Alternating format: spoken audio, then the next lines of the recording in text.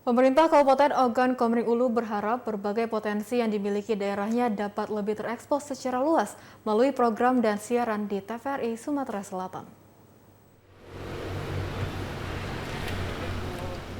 Bukan sekedar harapan, pemerintah Kabupaten Ogan Komering Ulu melakukan langkah nyata untuk lebih mengembangkan dan mempromosikan potensi daerahnya melalui penandatanganan MOU bersama TVRI Sumsel sekaligus bersilaturahmi dengan Kepala Stasiun TVRI Sumsel beserta jajarannya.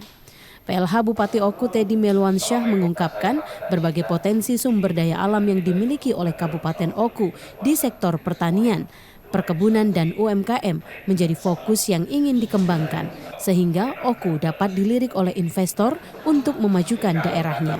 Salah satu program TVRI Sumsel yang dinilai sejalan dengan program pembangunan Oku diantaranya program Kampungku. Jadi alhamdulillah hari ini kami pemerintah Kabupaten Ogan Komering Ulu bersama teman-teman TVRI Sumatera Selatan melakukan MOU. Kami hari ini ingin supaya nanti ke depan bahwa pemerintah Kabupaten Ogan Komering Ulu bisa menyampaikan, menyebarluaskan ya semua dinamika pembangunan, hasil pembangunan yang ada di Oku ini kepada masyarakat melalui TVRI.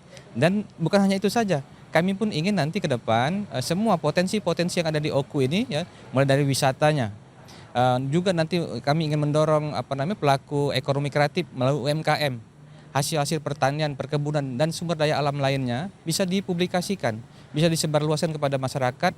Mudah-mudahan nantinya ada pihak-pihak ketiga atau investor yang akhirnya mau menanamkan investasi di Kabupaten Ogan Komering Ulu. Kepala Stasiun TVRI Sumsel Sukirman menyambut baik MOU yang terlaksana hari ini antara Pemkab Oku dan TVRI Sumsel. Melalui siaran TV digital, berbagai potensi Kabupaten Oku akan diakomodir pada program-program yang berkualitas mengangkat potensi Kabupaten Oku. Maulana Ishak, Arya Kasari, TVRI Sumsel melaporkan.